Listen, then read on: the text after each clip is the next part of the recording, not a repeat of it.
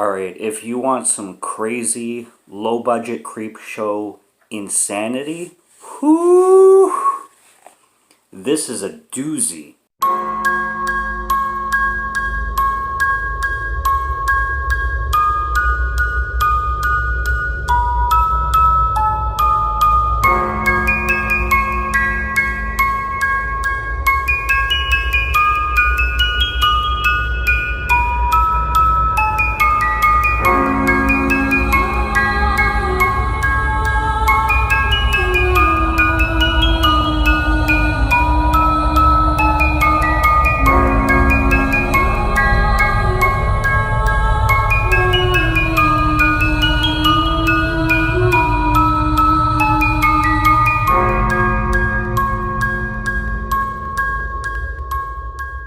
What's going on, guys? Welcome to 31 Days of Horror. I am Morgan Film Fan. Let's jump into some scares. And Campfire Stories is probably my biggest surprise during this 31 Days of Horror. It's a very, very low budget film, but it's a very, very effective and entertaining and comical film. It's a horror comedy masterpiece outside of the budget kind of thing. But what it delivers strong. Obviously, it has its budget strengths and everything like that, but when you get a low budget and you're able to do something like this, it's an accomplishment, to say the least. So, it's an anthology. I love anthologies. So there's 3 stories in here, and it starts off with the introduction of, like, the wraparound kind of thing, where these 2 guys are driving down the road and they almost hit a girl. And it's kind of funny when they like almost hit her, and then they come out of the car, and then she says, like, "Oh, I'm so sorry." It's like, you're sorry? What about that? They should be sorry. It's ridiculous. And then they call a tow truck, and they're waiting for a ride or something like that, and then they run into the forest. And at first I actually thought this was one of the stories, but apparently this was the wraparound. And then they run into a sheriff, and the sheriff, they're at a campfire in the middle of the woods for whatever reason, while they're waiting for a tow truck, which, you know, is against jurisdiction, and why they would be there with the sheriff just chilling in front of a campfire while they wait for the tow truck doesn't make any sense, but it is what it is. And then he tells them 3 stories. So the first story, it's just like random campfire stories. The first story is about this guy named Danny, and first of all, the situation that happened with because Danny's story comes 20 years later. So 20 years prior, there was this insane asylum, and a bunch of crazy people broke out. And then it flashes forward to 20 years later, where this guy, one of the people who broke out, became a janitor. And Danny has this hatred towards this janitor for whatever reason. He's a jock, he has a bunch of jock friends, and he just basically terrorizes this guy's life. He goes so far that he actually, like, wants to hurt him, kind of thing. And the scenario switches around, where the janitor now starts to pick every jock off one by one, and it just turns into a whole, like, slasher shit show. The second one is, again, about there's three kids, and the sheriff actually makes this, like, oh, what a coincidence, because he tells a story about a girl and 2 guys, and he's telling the story to a girl and 2 guys. So apparently these 3 friends or whatever, 2 guys and 1 girl, were harassing a native person in a restaurant, in a random diner, and they, for whatever reason, again, it makes no sense, decide to go find him and kill him. Why? Who the hell knows? There's a lot of racism in this film too, especially in that story. There's a lot of racial scenarios that are very taboo especially in this day and age. But they find him.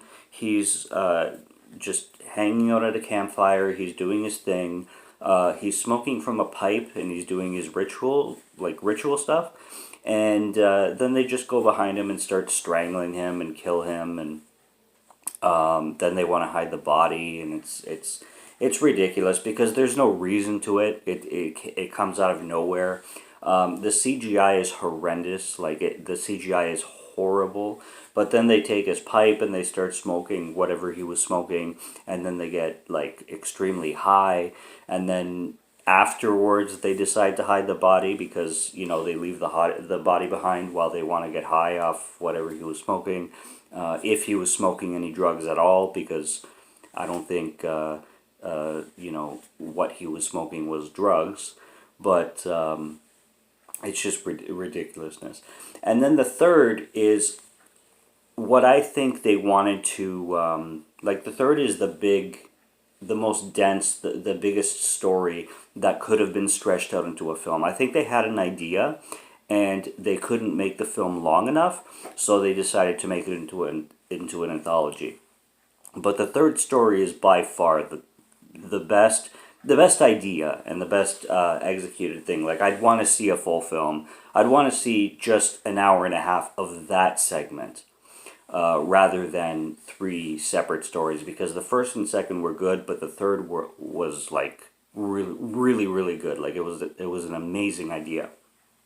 I'm not going to spoil it, but it's basically, in a nutshell, about these couple, these young kids who want to hook up, and they want to hook up in this house because it's like a scary. There's some history to it, and then for whatever reason, this other girl shows up in the house, a friend of the girl who wants to hook up with the guy. And then she's in the house and she's getting ready for some shit, and I forget names, so I'm just gonna say like girl, guy, whatever. Girl and guy are hooking up in the car.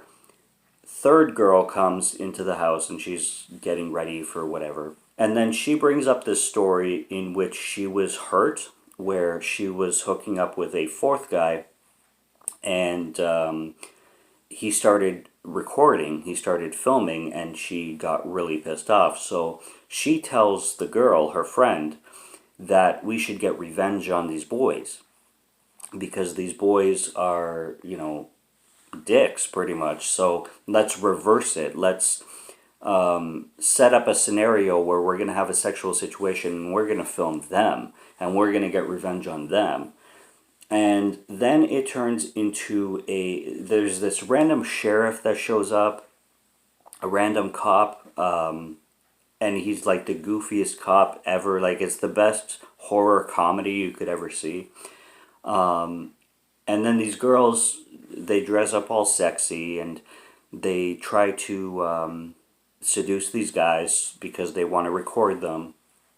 And then it just goes to slasher mode, and then it just goes to found footage mode, and there's red herrings like crazy because you're always trying to figure out like who's doing this, who's the killer. At one point you think one of the girls is doing it, but then it bounces around, and only at the end you figure out like what actually is going on, and it's really, really well done. I think this film is executed the best it possibly can be. The only thing holding this back is the budget. And man, I mean, Absentia by I'm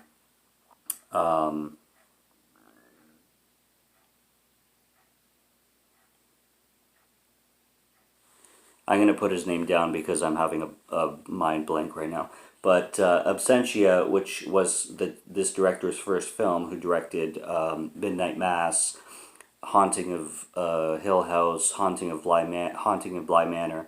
His first film was extremely low budget, but he did a phenomenal job with it. And this is pretty much the exact same thing that I can say about this film. It's amazing what they did. The acting is excellent. Honestly, I mean, not amazing, but when it comes to low budget films, they got some pretty damn good actors behind the production. And if they had like 500,000 more dollars, I mean, I can only imagine what they would have done with this film. So this was damn impressive. So that's my review for that. Campfire Stories. Glad I came across this for not expensive whatsoever, and I had a phenomenal time with it. So it's a recommendation. So subscribe to Morgan Film Fan if you like to listen to my voice, or if you like my film reviews. I'll be back with more. If you like what's on the channel, please subscribe and check it out. And until next review, take care and cheers.